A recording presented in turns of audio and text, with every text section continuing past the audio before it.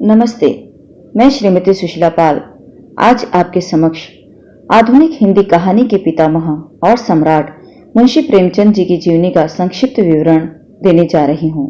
प्रेमचंद जी, जिनके उपन्यास न केवल हिंदी साहित्य में बल्कि संपूर्ण भारतीय साहित्य में मील के पत्थर हैं।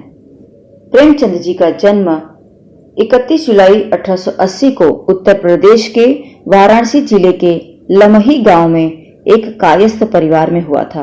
उनकी माता का नाम आनंदी देवी तथा पिता का नाम मुंशी अजाब राय था, जो लमही में डाक मुंशी थे। उनका वास्तविक नाम धनपत राय श्रीवास्तव था। प्रेमचंद की आरंभिक शिक्षा फारसी में हुई। जब वे 7 साल के थे तभी उनकी माता का स्वर्गवास हो गया। जब 15 साल के हुए तब उनकी शादी कर दी गई और 16 साल के होने पर उनके पिता का भी देहांत हो गया। इसके कारण उनका प्रारंभिक जीवन संघर्ष में रहा। सौतेली मां का व्यवहार, बचपन में शादी, पंडित पुरोहित का कर्मकांड, किसानों और क्लर्कों का दुखी जीवन, यह सब प्रेमचंद ने 16 साल की उम्र में ही देख लिया था। इसीलिए उनके ये अनुभव एक जबरदस्त सच्चाई लिए हुए उनके कथा साहित्य में झलक उठते थे। बचपन से ही उनकी पढ़ने में बहुत रुचि थी।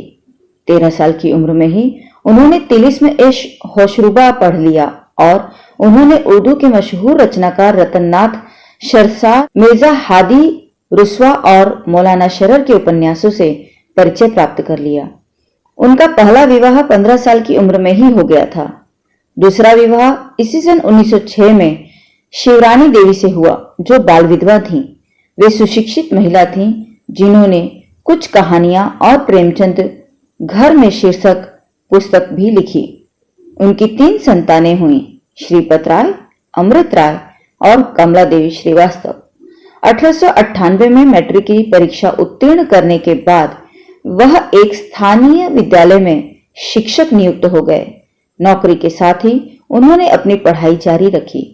उनकी शिक्षा के संदर्भ में कहें तो 1910 में अंग्रेजी, दर्शन, फारसी और इतिहास लेकर उन्होंने इंटर किया और 1919 में अंग्रेजी, फारसी और इतिहास लेकर बीए पास किया।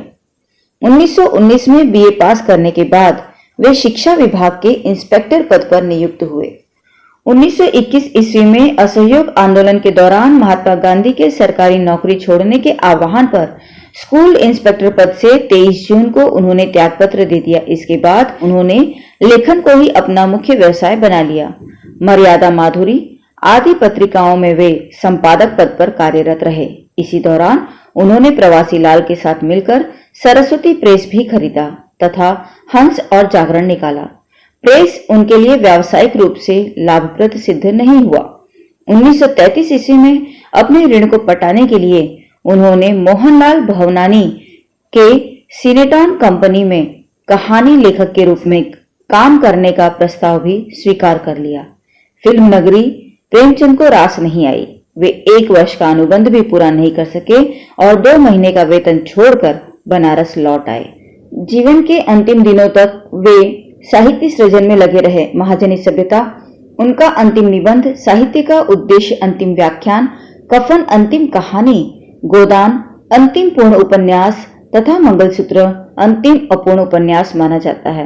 1906 से 1936 के बीच लिखा गया प्रेमचंद का साहित्य इन 30 वर्षों का सामाजिक सांस्कृतिक दस्तावेज है।